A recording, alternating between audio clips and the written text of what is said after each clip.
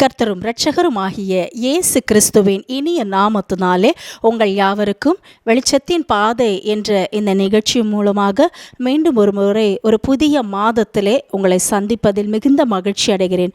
இந்த வருடம் துவங்கி 6 மாதங்கள் கடந்து மத்திய மாதத்திற்குள்ளாக நம்ம வந்திருக்கிறோம். இந்த 7வது மாதத்திலும் ஆண்டவர் உங்கள் ஒவ்வொருவரையும் ஆச்சரியவிதமாய் நடத்துவாராக. ஆண்டவர் இந்த வருடத்தை துவங்கும் பொழுது அநேக வாக்குத்தத்தங்களை கொடுத்திருக்கிறார். அந்த வாக்குத்தத்தங்களை எல்லாம் நாம் வாங்கி அப்படியே வைத்துக் கொள்வதற்காக ஆண்டவர் கொடுக்கவில்லை. அந்த வாக்குத்தத்தத்தை சுதந்திரிக்கிறவர்களாக நம்மை மாற்றுவதற்காக தான் தேவன் வாக்குத்தத்தத்தை கொடுக்கிறார். அப்படியானால் இந்த வருடம் நமக்கு தொடங்கும் பொழுதே என்ன வாக்குத்தத்தம் கொடுத்தாரு? என் சமூகம் உனக்கு முன்பாக செல்லும், நான் உனக்கு இளைப்பாறுதல் தருவேன் என்று அந்த வாக்குத்தத்தத்தை கொடுத்திருக்கிறார். உங்களுக்கு கொடுத்தது போலதான் எனக்கும் அந்த வாக்குத்தத்தத்தை கொடுத்தார். இந்த வருடம் அந்த 6 மாதத்தில் ஆச்சரியமாக தேவன் என்னை நடத்தி வருகிற அந்த பாதையை நினைக்கும் பொழுது ஆண்டவருக்கு நான் நன்றி செலுத்துகிறேன், மனதார நன்றி செலுத்துகிறேன். கண்ணீரினால் அவருக்கு ஆண்டவரை மகிமைப்படுத்தி நான் நன்றி செலுத்துகிறேன். ஏனென்றால் அநேக பிரச்சனைகளும் போராட்டங்களும் உபத்திரவங்களும் பாடுகளுக்கு மத்தியில் இந்த ஊழியங்களை நான் செய்து கொண்டு வருகிறதுனால் தேவன் அந்தந்த காலத்திலே நேர்த்தியாக ஒவ்வொரு செய்தியிலும் ஆண்டவர் இடைப்பட்டு கொண்டிருக்கிறதே நான் என் வாழ்க்கையிலே உணர்கிறேன், ஊழியத்திலும் நான் உணர்கின்றேன். அதற்காக ஆண்டவருக்கு நான் நன்றி செலுத்துகிறேன். இதே போல உங்கள் ஒவ்வொருவரையும் ஆண்டவர் இந்த 7வது மாதத்திலும் நடத்தி கொண்டு வரப்போகிறார். இன்னும் நீங்கள் சுதந்திரிக்க வேண்டிய பாதைகள் எவ்வளவோ இருக்கிறது. இன்னும் ஆசீர்வாதம் வரவில்லை, நாங்கள் போராடி கொண்டே இருக்கிறோம் என்று நீங்கள் நினைத்தீர்கள். ஆனால் இன்னும் இந்த வருடம் முடிய 6 மாதங்கள் இருக்கு. நிச்சயமாக கர்த்தர் உங்கள் ஒவ்வொருவருக்கும் சொன்ன வாக்குத்தத்தத்தை நிறைவேற்றுவதற்கு அவர் உண்மை உள்ளவராய் இருக்கிறார். என்னோடு கூட சேர்ந்து கொண்டு ஆதியாகமம் புத்தகம் 32வது அதிகாரம் 22லிருந்து 26 வரைக்கும் உள்ள வசனங்களை நான் உங்களுக்காக வாசிக்கின்றேன். ராத்திரியில் எழுந்திருந்து தன் 2 மனைவிகளையும் தன் 2 பணிவிடைக்காரிகளையும் தன்னுடைய 11 குமாரரையும் கூட்டிக் கொண்டு யாப்போக்கு என்கிற ஆற்றின் துறைவை கடந்தான். அவர்களையும் சேர்த்து ஆற்றை கடக்க பண்ணி தனக்கு உண்டான யாவையும் அக்கறைப்படுத்தினான். யாக்கோபு பிந்தி தனித்திருந்தான். அப்பொழுது ஒரு புருஷன் பொழுது விடியும் அளவும் அவனுடனே போராடி அவனை மேற்கொள்ளாததை கண்டு அவனுடைய தொடைச்சந்தை தொட்டார். அதனால் அவருடனே போராடுகையில் யாக்கோபின் தொடை சந்து சுளுக்கிற்று. அவர், நான் போகட்டும், பொழுது விடுகிறது என்றார். அதற்கு அவன், நீர் என்னை ஆசீர்வதித்தால் ஒழிய உம்மை போக விடேன் என்றான். கர்த்தருடைய பரிசுத்த நாமத்திற்கு மகிமை உண்டாவதாக. நாம் வாசித்த இந்த வேத பகுதியிலே யாக்கோபை குறித்து அவர் எப்படி போராடி மேற்கொண்டு ஆசீர்வாதத்தை சுதந்திரித்து கொண்டார் என்ற அந்த காரியத்தை நம்ம இந்த இடத்துல பார்க்கிறோம். அவர் பிந்தி தனித்திருந்தார் அப்படின்னு சொல்லப்பட்டிருக்கிறது. யார் இந்த யாக்கோபு? இவர் ஆபிரகாம் வழியில் சந்ததியில் வந்த ஆபிரகாமினுடைய பேரன் என்று சொல்லலாம். ஈசாக்கினுடைய 2வது மகன். ஆனால் இவர் தன் சகோதரன் பிறக்கும் பொழுதே குதிகாலை பிடித்து கொண்டு இழுத்துட்டு வெளிப்பட்டு வந்த ஒரு மனுஷன். தேவன் இவர் பிறக்கும் பொழுதே அவருடைய தாயார் ரெபேக்காலுக்கு கர்ப்பத்தில் இருக்கும் பொழுது ஒன்றோடொன்று பிள்ளைகள் மோதி கொண்டிருக்கும் பொழுதே அவங்க தாயார் போய் ஆண்டவரிடத்தில் விசாரிக்க போகிறாங்க. என்னுடைய கர்ப்பத்தில் 2 பேரும் ஒன்னொரு மோதிக்கிட்டு இருக்காங்களே அப்படின்னு விசாரிக்க போகும்பொழுது ஆண்டவர், அதாவது பெரியவன் சிறியவனால என்ன பண்ணுவாங்க, ஆசீர்வாதமாக இருப்பார் அப்படின்னு சொல்லிட்டு ஆண்டவர் சொல்கிறார். அந்த அவருக்கு அந்த ரெபேக்காலுக்கு பதிலாக ஆண்டவர் கொடுக்கிறார். அதே போல் இந்த யாக்கோபுடைய வாழ்க்கை எப்படி இருக்குன்னு பார்த்தீங்கன்னா, அவருடைய தகப்பன் வீட்டில் அவங்களுக்கு கூட பிறந்த ஒரு அண்ணன், அவருடைய அண்ணன் ஏசா, இவர் 2வது யாக்கோபு. ஆனால் அவங்க அண்ணன் அதாவது வேட்டைக்காரனாக இருக்கிறாங்க. வனாந்தரத்தில் போய் வேட்டையாடிக்கிட்டு வர ஒரு மனுஷனாக இருந்தார். ஆனால் இந்த யாக்கோபு இவர் கூடாரவாசியாக இருக்கிறாரு. ஆனால் தகப்பனாருக்கு ஏசாவை தான் ரொம்ப பிடிக்கும், தாயாருக்கு யாக்கோபை ரொம்ப பிடிக்கும். அல்லேலூயா. இது பட்சபாதம்னு சொல்ல முடியாது. ஏன்னா இந்த அம்மா தேவனிடத்தில் போய் விசாரிக்கும் போது யாக்கோபை ஆசீர்வதிப்பதாக தான் ஆண்டவர் அவர்கிட்ட சொல்லியிருக்கிறாரு. அதனால் மேபி என்னவோ அவங்களுக்கு யாக்கோபு மேலே ரொம்ப பட்சமாக இருந்திருக்கிறாங்க. ஒரு நாள் வரும்பொழுது யாக்கோபு தன்னுடைய அண்ணனிடத்தில் களைப்பாக வரும்பொழுது எனக்கு கொஞ்சம் அந்த கூழை கொடுன்னு கேட்கும் பொழுது இந்த யாக்கோபு என்ன பண்ணார்னா, நம்மளா இருந்தால் டக்குன்னு நம்ம சகோதரன் கேட்குறானே களைப்பாக வந்திருக்கானே கொடுத்துருவோம். ஆனால் இந்த யாக்கோபு பார்த்தீங்கன்னா தந்திரமாக, நீ உன்னுடைய சேஷ்ட புத்திர பாகத்தை எனக்கு விற்று போடு அப்படின்னு கேட்குறார். அப்படின்னா என்ன, உன்னோட முதல் உரிமை, நீ தானே அண்ணன், அந்த உரிமையை எனக்கு நீ விற்று போட்டுடு, நீ எனக்கு கொடுக்குறேன்னு சொல்லு, நான் உனக்கு இந்த கூழை கொடுக்குறேன் அப்படின்றாரு. எவ்வளோ தந்திரம் பாருங்கள், எவ்வளோ ப்ரில்லியண்ட்டான ஒரு காரியம் இல்லையா? இவரும் என்ன பண்ணுறாரு, நான் சாக போகிறேனே அப்படின்னு சொல்லிட்டு டக்குன்னு என்ன பண்ணுறாரு, அந்த சிவப்பான அந்த கூழுக்காக அந்த சேஷ்டபுத்திர பாகத்தை கொடுத்துடுறாரு. அதில் தன்னுடைய அண்ணனை வஞ்சித்து அவர் ஏமாற்றி வாங்கிக்கிறாரு. இரண்டாவதாக அவங்க அப்பா சாக போகிற அந்த தருணத்தில் ஏசாவை வந்து கூப்பிட்டு சொல்கிறாரு, நான் வந்து ருசியுள்ள பதார்த்தத்தை சாப்பிடணும்னு ஆசைப்பட்றேன், நீ போய் வெளியில் வேட்டையாடி கொண்டுட்டு வா, நான் அதை சாப்பிட்டுட்டு உன்னை ஆசீர்வதிக்கணும்னு சொல்கிறாரு. இதை அவங்க தாயார் என்ன பண்ணுறாங்க, ரகசியமாக கேட்டுட்டு யாக்கோபு அந்த ஆசீர்வாதத்தை பெற்றுக்கொள்ளணுன்ற தந்திரமான காரியங்களை செய்து என்ன பண்ணுறாங்க, ஏசா வேட்டையாடி வரத்துக்குள்ளே இந்த யாக்கோபை அனுப்பி கடகடன்னு என்ன பண்ணுறாரு, நீ வந்து அப்பாட்ட இதெல்லாம் சமைச்சு கொடு, நான் சமைச்சு கொடுத்துட்றேன், நான் கொடுத்ததா சொல்லாத, நீ ஏசா சமைச்சதா போய் சமைச்சு உடனே என்ன பண்ண, அவரை சாப்பிட்டு முடிச்சோன்னு அந்த ஆசீர்வாதத்தை தந்திரமாக வாங்கிக்கோ அப்படின்ற மாதிரி ஆலோசனை கொடுக்குறாங்க. அப்போது அப்போ தகப்பன் வீட்லேயும் இவர் தந்திரமாக இருந்திருக்கிறாரு. அது வந்து தப்புன்னு சொல்ல முடியாது, அவருடைய நேச்சுரலாக இயற்கையாக உள்ள ஒரு குணமாக கூட அது இருந்திருக்கலாம். ஒரு நாள் வந்தது, 2 பேருக்குள்ள தகப்பன் வந்து இவன் ஏமாற்றி என்னுடைய சுதந்திரத்தை ஆசீர்வாதத்தை பெற்றுக்கொண்டுட்டானேன்னு சொல்லிட்டு 2 பேருக்குள்ள ஒரு பிரிவினை வரும்பொழுது மாமனார் வீட்டுக்கு இந்த யாக்கோபு போகிறாரு. மாமனார் வீட்டுக்கு போகும் பொழுது 2வது மகளை நேசிக்கிறாரு.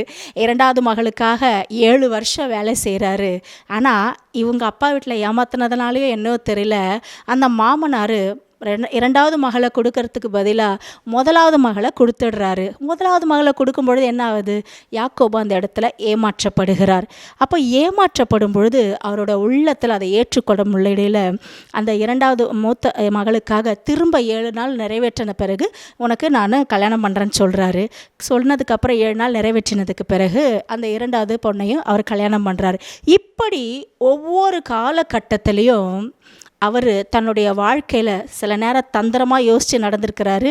அதற்கு பிறகு திருமணத்துக்குள்ளே அவருடைய வாழ்க்கையில் பார்த்திங்கன்னா பல ஏமாற்றங்கள், துக்கங்கள், தோல்விகள், அவமானங்கள், அதாவது தூக்கம், அதாவது நித்திரை என் கண்களுக்கு தூரமாக இருந்தது அப்படின்னு ஒரு இடத்துல சொல்லுவார் ரொம்ப அழகாக. அப்போது அவ்வளோ கஷ்டப்பட்டிருக்கிறாரு இந்த யாக்கோபு.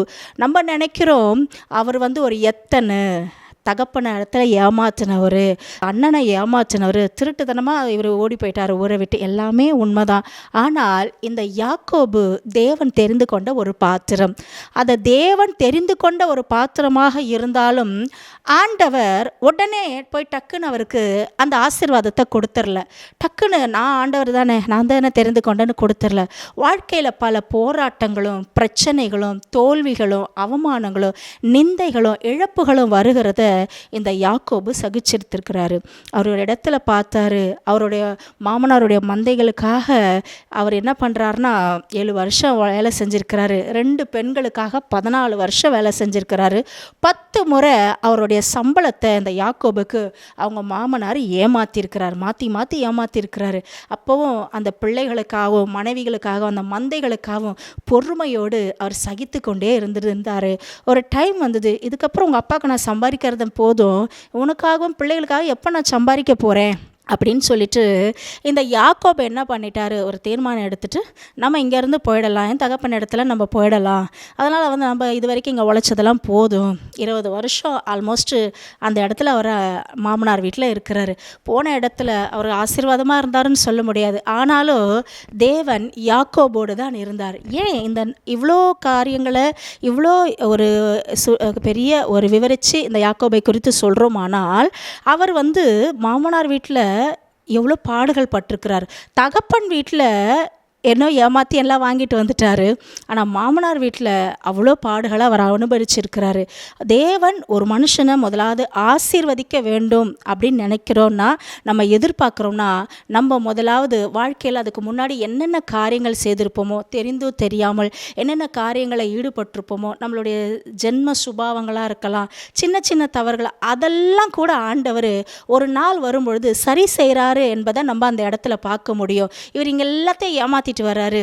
மாமனார் வீட்டுக்கு போகும்போது அது ரெட்டிப்பாக வருது ஏமாற்றம். அப்போ அவங்க அண்ணன் எவ்வளோ ஏமாந்துருப்பார், எவ்வளோ வேதனைப்பட்டிருப்பார். ஆனால் யாக்கோபுக்கு மாமனார் வீட்டில் தேவன் அனுமதிக்கிறார். ஒவ்வொரு காலகட்டத்தில் அனுமதிச்சு ஒரு டைமு மாமனார் வீட்டிலேருந்து ஒரு வெளியில் வராரு. வந்ததுக்கு பிறகு அவங்க மாமனார் துரத்திட்டு வராரு. என் மாமனார் என்ன சொல்கிறாரு, என் பிள்ளைகளையும் என் மந்தையே களவாக கொண்டு போயிட்டான்னு தவறான பழி சுமத்துறாரு. அப்போது இந்த யாக்கோபுக்கு என்ன பண்ணுறது தெரியாமல் யாருக்கிட்டே சொல்லாமல் அவர் ஓடி வந்துடுறாரு. வந்த பிறகு அவங்க தகப்பனை பார்க்க போகிறதுக்கு முன்னாடி அவங்க அண்ணன் எதிர்கொண்டு வராருன்னு கேள்விப்பட்ட உடனே ஆண்டவர்கிட்ட போய் அப்போ தான் அவர் முறையிட உட்காடுறாரு. பயந்து போய் என்ன பண்ணுறாரு, தன்னுடைய பெண்டாட்டி பிள்ளைங்க, மந்தைகள், வேலைக்காரிகள் எல்லாரையும் அக்கறைப்படுத்திட்டு பிந்தி அவர் தனித்து இருக்கிறாராம். நான் இந்த நாட்களில் உங்களுக்கு ஒரு காரியத்தை சொல்கிறேன். இந்த உலகத்தில் நம்ம வாழ்கிற வாழ்க்கையில் எவ்வளோ போராட்டங்கள், பிரச்சனைகள் இருக்குதா. ஆனால் உங்களை கர்த்தர் தனிப்பட்ட விதத்தில் உங்களோட இடைப்பட்டு பேசி ஆண்டவர் உங்களை ஆசீர்வதிக்க வேண்டும் என்று நீங்கள் காத்து கொண்டு இருக்கிறீர்களா? இல்லை எப்பொழுது எனக்கு பதில் வரும், நான் தாமதமாக இருக்குது, பல வருஷங்கள் உருண்டோடி விட்டதே, காலங்கள் கடந்து போயிட்டே, ஏன் ஆயிலே முடிய போகிற மாதிரி நிலைமை இருக்கே, ஆனால் ஆண்டவர் எனக்கு இவ்வளோ வாக்குத்தத்தங்களை கொடுத்திருக்கிறாரே, ஒன்றுமே நிறைவேறவே இல்லையே, என் வாழ்க்கையில் வெறுமை, அவமான, இருதயங்கள் உடைக்கப்பட்டு கண்ணீரும் கவலையுமா தானே நான் கடந்து போய் கொண்டிருக்கிறேன், ஜீவனுள்ள ஒரு தேவனை தானே நான் ஆராதிக்கிறேன். இப்படிப்பட்ட அநேக கேள்விகள் யாக்கோபுக்கு எடுத்துட்டு இருந்திருக்கு. எவ்வளோ உடைக்கப்பட்டிருப்பாருன்னு நினைக்கிறீங்க? அவருடைய மூத்த மகன் தன்னுடைய மறுமனையாட்டிக்கிட்ட போய் பிரவேசிக்கிறார். எவ்வளோ ஒரு அவமானம் கொஞ்சம் யோசிச்சு பாருங்கள். எந்த ஒரு பெண்ணுக்காக 7 வருஷம் இவர் தன்னுடைய மாமனார்கிட்ட எக்ஸ்ட்ரா வேலை செஞ்சாரோ, அந்த பெண்ணே, அந்த மனைவியே ஊரை விட்டு வரும்பொழுது பாதியிலே வழியில் குழந்தை பெற்றுட்டு அவங்க இறந்து போயிடுறாங்க. இப்போ அந்த ஒரு பெண்ணுக்காக தான் 7 வருஷம் அவர் எக்ஸ்ட்ரா வேலை செஞ்சார்.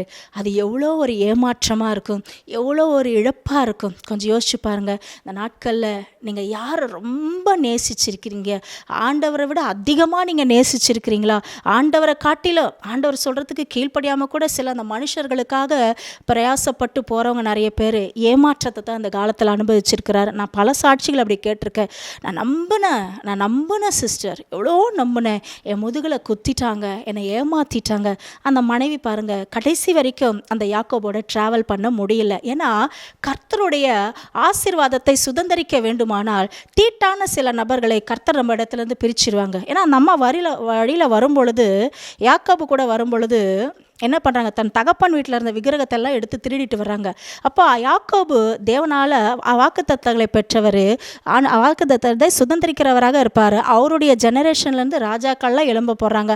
அப்படிப்பட்ட வாக்குத்தத்தத்துக்குரிய அந்த யாக்கோபோடு இவங்க ட்ராவல் பண்ணும்பொழுது சில அசுசியான காரியங்கள், விக்கிரகங்களை அவங்க கூட வரும்பொழுது ஆண்டவர் அந்த இடத்துல ஒரு பிரிவினையை கொடுக்கிறாரு. ஹல்லேலூயா. ஆண்டவர் உங்களுக்கும் ஆசீர்வதிக்க விரும்புகிறார். நீங்கள் எந்தெந்த தீட்டான காரியங்கள் உங்ககிட்ட இருக்குது, தயவு செய்து எல்லாத்தையும் அதை அப்புறப்படுத்திடுங்க. அது தேவனுக்கும் உங்களுக்கும் நடுவில் ஒரு பிளவை ஏற்படுத்தி கொண்டே இருக்கும். உங்களை ஆண்டவர்கிட்ட நெருங்கவே விடாது. ஆண்டவர்கிட்ட நெருங்கி போய் ஆண்டவரிடத்தில் உங்களை பேச விடாது. தேவனிடத்தில் போய் உங்களுடைய பன்றாட்டை, உங்களை குறைகளை நீங்கள் சொல்லி அழ முடியாது. எத்தனை வருஷம் அதுக்கு முன்னாடி ஆண்டவர்கிட்ட இவர் ப்ரேயர் பண்ணாரான்றதை போடலை. மாமனார் வீட்டுக்கு போகிறதுக்கு முன்னாடி ஆண்டவர் ஏனிய ஒரு சொப்பனத்தில் காட்டுறாரு. போட வரையில் கல்லை வச்சு ஒரு படுத்திருக்கிறாரு. இந்த சொப்பனத்தை ஆண்டவர் காமிச்சு அவர்கிட்ட என்ன சொல்கிறாரு, நம்ம அழகாக அந்த வசனங்கள் இருக்கிறது. ஆதியாகமம் புத்தகம் 28வது அதிகாரம் 11வது வசனத்திலேருந்து நான் வாசிக்கிறேன். ஒரு இடத்துல சூரியன் அஸ்தமித்தபடினால் அங்கே ராத்தங்கி அவ்விடத்து கற்களில் ஒன்றை எடுத்து தன் தலையின் கீழ் வைத்து அங்கே நித்திரை செய்யும்படி படுத்து கொண்டான். அங்கே அவன் ஒரு சொப்பனம் கண்டான். இதோ ஒரு ஏணி பூமியிலே வைக்கப்பட்டிருந்தது. அதின் நுனி வானத்தை எட்டியிருந்தது. அதிலே தேவதூதர் ஏறுகிறவர்களும் இறங்குகிறவர்களுமாய் இருந்தார்கள். அதற்கு மேலாக கர்த்தர் நின்று, நான் உன் தகப்பனாகிய ஆபிரகாமின் தேவனும் ஈசாக்கின் தேவனுமாகிய கர்த்தர், நீ படுத்திருக்கிற பூமியை உனக்கும் உன் சந்ததிக்கும் தருவேன். உன் சந்ததி பூமியின் துளை போல் இருக்கும். நீ மேற்கேயும் கீழ்க்கேயும் வடக்கேயும் தெற்கேயும் பரம்புவாய். உனக்குள்ளும் உன் சந்ததிக்குள்ளும் பூமியின் வம்சங்கள் எல்லாம் ஆசீர்வதிக்கப்படும். நான் உன்னோட இருந்து நீ போகிற இடத்திலெல்லாம் உன்னை காத்து இந்த தேசத்துக்கு உன்னை திருப்பி வர பண்ணுவேன். நான் உனக்கு சொன்னதை செய்யும் அளவும் உன்னை கைவிடுவதில்லை என்றார். ஹல்லேலூயா. கர்த்தருடைய பரிசுத்த நாமத்திற்கு மகிமை உண்டாவதாக. அப்படியானால் இந்த யாக்கோபு மாமனார் வீட்டுக்கு போகிறதுக்கு முன்னாடியே ஆண்டவரிடத்திலிருந்து இப்படிப்பட்ட வாக்குத்தத்தத்தை இவர் பெற்றிருக்கிறார். அப்போது யாக்கோபுக்கு அந்த நாள் நினைவு வருது. நான் இங்கே ஏமாந்ததெல்லாம் போதும், இந்த இடத்துல அவமானப்பட்டதெல்லாம் போதும், இனிமேல் என் குடும்பத்துக்காக ஆண்டவர் சொன்ன வாக்கு தத்தத்தை நான் சுதந்திரிக்கணும். ஆண்டவர் என்னை திரும்பி வர பண்ணுவேன்னு சொன்னார் இல்லையா, என் சந்ததி பூமியின் தொலை போல இருக்குன்னு வாக்கு கொடுத்துருக்கிறார்ல, என் முற்பிதாக்களுக்கு கொடுத்த வாக்கு தத்தம் தானே எனக்கும் என் தலையில் வந்து பலிக்கும். அப்போ நான் இந்த இடத்துல இருக்க முடியாது. ஆண்டவர் உங்களை ஆசீர்வதிக்க வேண்டும் என்று நீங்கள் விரும்புகிறீர்கள்னால், ஆண்டவர் உங்களை ரட்சிக்கும் பொழுதே அல்லது உங்களிடத்தில் ஆண்டவர் பேசி என்ன வாக்கு தத்தத்தை சொன்னாரோ அந்த வாக்கு தத்தத்தை நீங்கள் சுதந்திரிக்க வேண்டுமானால் முதலாவது நீங்கள் பிந்தி தனித்திருக்கணும். முதலாவது அதாவது அசுத்தமான காரியங்களை, அருவருக்கப்பட காரியங்களை, நீங்கள் அகற்றிவிட வேண்டிய காரியங்களை கர்த்தருக்காக அதை தூக்கி எறிஞ்சு விட்டு அந்த இடத்த விட்டு நீங்கள் புறப்படணும். நீங்கள் அசுத்தத்திலேயோ அருவருப்புலையும் நீங்கள் அப்படியே இருந்துகிட்டே இருந்தீங்கன்னா நிச்சயமாக ஆண்டவருடைய வாக்கு தத்தத்தை உங்களால் சுதந்திரிக்கவே முடியாது. ஆண்டவருடைய இடத்துலேருந்து நீ எழுந்து போ அப்படின்னு நீங்கள் சொல்லிட்டாருன்னா நீங்கள் கடந்து போய் தான் ஆகணும். ஏன்னா அவர் அந்த இடத்துலேருந்து உங்களை ஆசீர்வதிக்க முடியாது.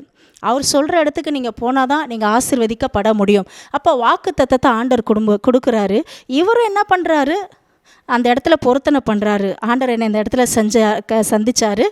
இந்த சந்தித்த அந்த இடத்துல நான் ஒரு கல்லை நட்டுட்டு போகிறேன், நான் தூணாக நிறுத்தின இந்த கல் ஆண்டவருக்கு பலிபிடமாக மாறும் அப்படின்னு சொல்லிட்டு கட்டுவேன்னு சொல்லிட்டு அவர் பொருத்தனை பண்ணிட்டு போயிடுறாரு. அப்போது பொருத்தனை நிறைவேற்ற 20 வருஷம் கழித்து திரும்ப அவர் வரணும். அப்போ ஆண்டவரோட திட்டம், உங்கள் மேலே தேவனுடைய திட்டம் இருக்குது, ஆனால் நீங்கள் மேற்கொள்ளவே முடியல, ஆசீர்வாதத்தை பார்க்கவே முடியல, இருதயத்தில் குழப்பங்களும் போராட்டங்களும் பிரச்சனைகளும் உங்களை தொடர்ந்து தொடர்ந்து தொடர்ந்து உங்களை பிடிக்கும் பொழுது உங்களுக்கு என்ன ஆகுதுன்னா மன சோர்வு. என் வாக்கு தத்தங்களாம் நிறைவேறலையே, ஒரு ஜீவனுள்ள தேவனை தானே நான் ஆராதிக்கிறேன், இன்னும் என் வாழ்க்கையில் ஒரு அற்புதம் நடக்கவே இல்லையே.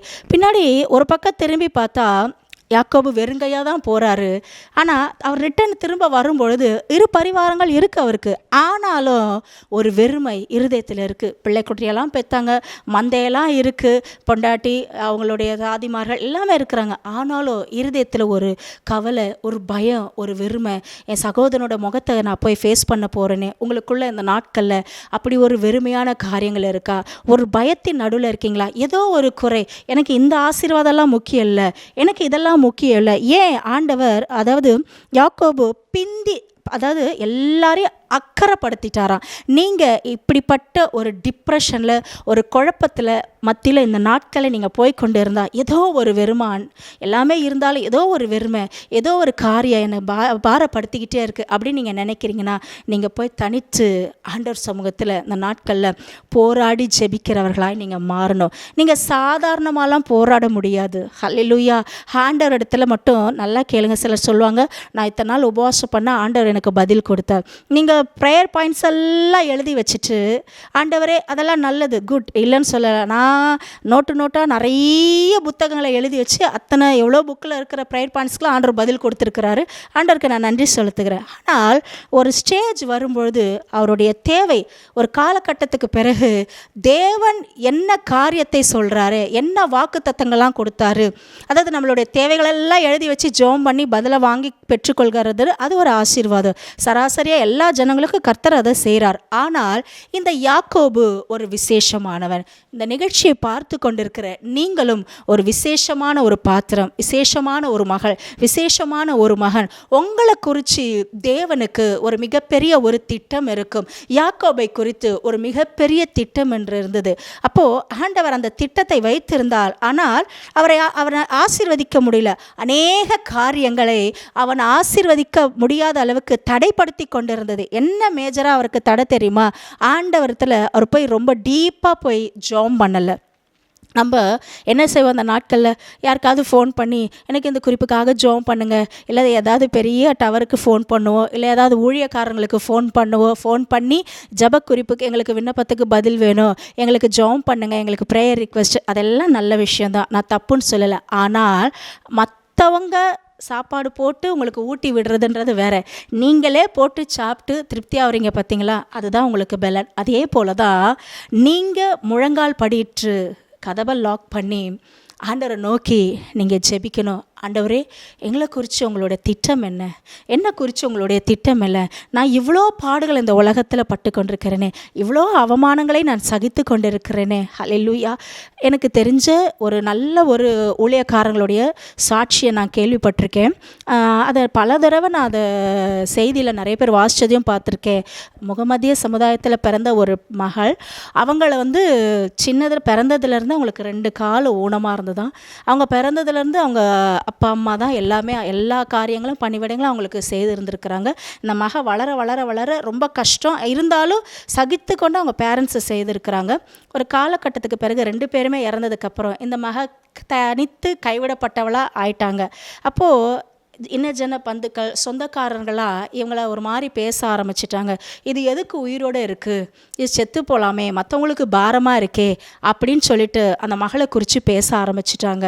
அப்போது அந்த மகள் கண்ணீரோடு பல தடவை சூசைட் அட்டன் பண்ண அவங்க பிளான் பண்ணியிருக்காங்க.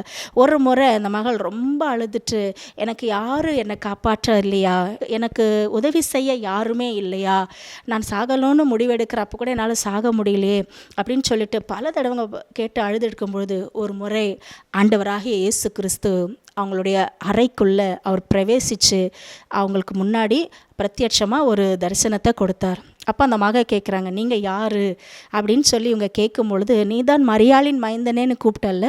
அவங்களுடைய குரானில் இருக்கிறத அந்த மக பல தடவை வாசித்து மரியாளின் மைந்தனேன்னு சொல்லி அவங்க கூப்பிட்ருக்குறாங்க.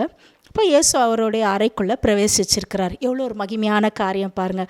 அன்றிலிருந்து அந்த மகளுடைய வாழ்க்கை மாற்றப்பட்டது. ஹல்லேலூயா. கர்த்தருடைய ஊழியக்காரியாக அந்த சகோதரி மாறினார்கள். ஏன் இதை சொல்கிறேன்னா, உடனே இது நடக்கலை. பல வருஷ பாடுகள், பல வருஷ அவமானங்கள், நிந்தைகள், போராட்டங்கள், இழப்புகள், இருதயத்தில் கடினங்கள், காயப்பட்டு பேசுகிற மனிதர்கள், அதாவது பட்டய குத்து போல இருதயத்தை குத்துற மனிதர்கள் இந்த நாட்களில் அதிகம். பிசாசுக்கு நல்லா தெரியும், ஒருத்தங்களை ரொம்ப வீரராக இருக்கிறாங்க, ஜபத்தில் இருக்கிறாங்கன்னா ஒரே ஒன்று தாக்க முடியும் அவங்கள. என்னென்னா, வாயின் வார்த்தைகளில் அவங்கள பேசிட்டேன்னா அவங்க செத்து போயிடுவாங்க. அதோட எழும்புறது ரொம்ப கஷ்டம். அதுவும் நம்மளை ரொம்ப நேசித்தவங்க, நம்மகிட்ட அன்பாக இருக்கிறவங்க நம்மளை ஏதாவது ஒரு வார்த்தை பேசிட்டாங்கன்னா நம்மளால் தாங்கவே முடியாது. இருதயம் சுக்குநூறு ஆகிடும். அந்த பாரத்தில் அந்த சகோதரி போய் தற்கொலைக்கு நேராக போகும்பொழுது தான் இயேசு அங்கே அறைக்குள்ளே பிரவேசித்து அவங்களுக்கு பிரத்யட்சமாக ஒரு பதிலை கொடுத்தார். அந்த வாழ்க்கை அந்த மகளுக்கு மாறியது. அதே போல தான் யாக்கோபுக்கு பல கேள்விகள் மத்தியில் அவர் பிரயாணம் பண்ணி ஏதோ ஒரு விசுவாசத்தில் ஆண்டவர் சொன்னாருன்னு சொல்லி கிளம்பி வந்துட்டார். ஆனால் போராட்டம், இருதயத்தில் ஒரு பயம்.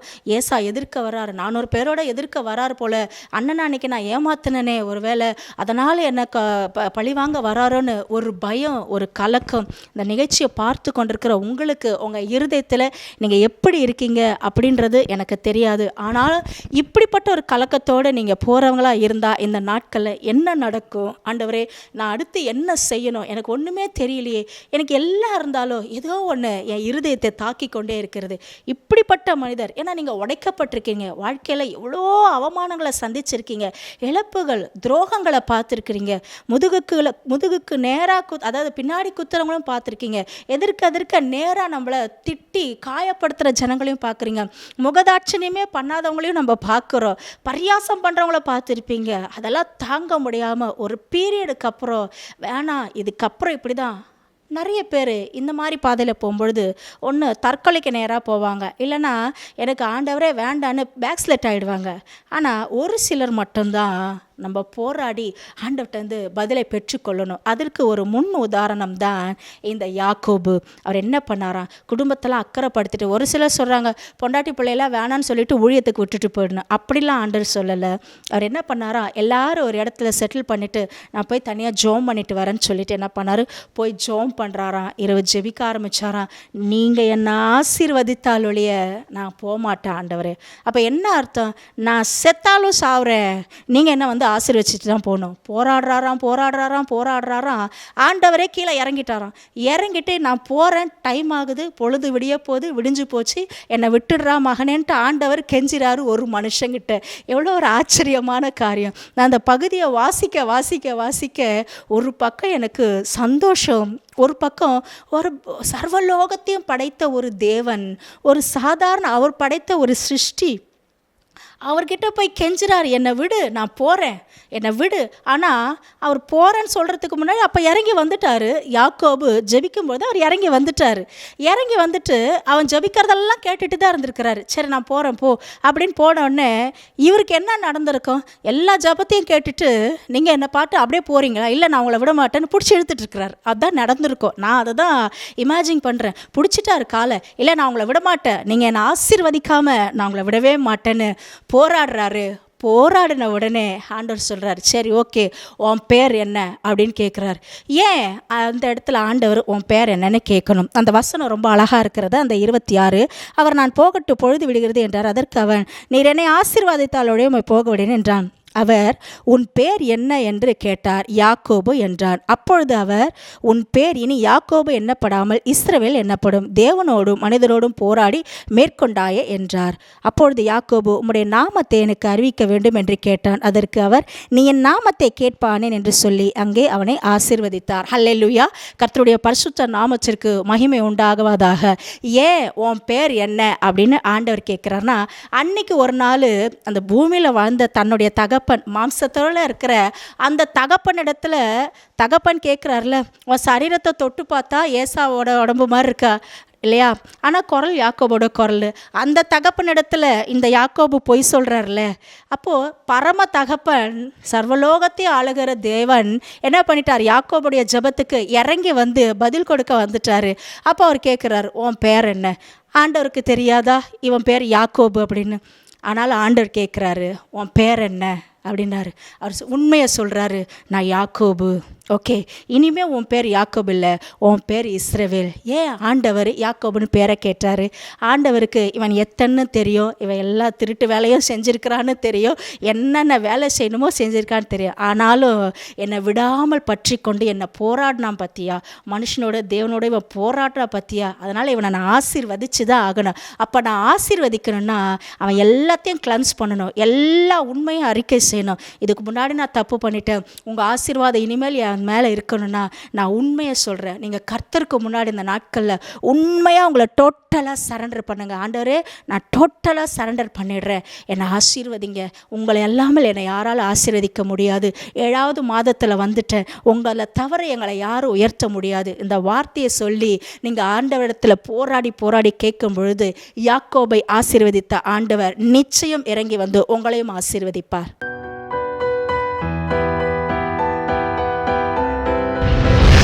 கர்த்தர் உங்களை ஆசீர்வதிப்பாராக.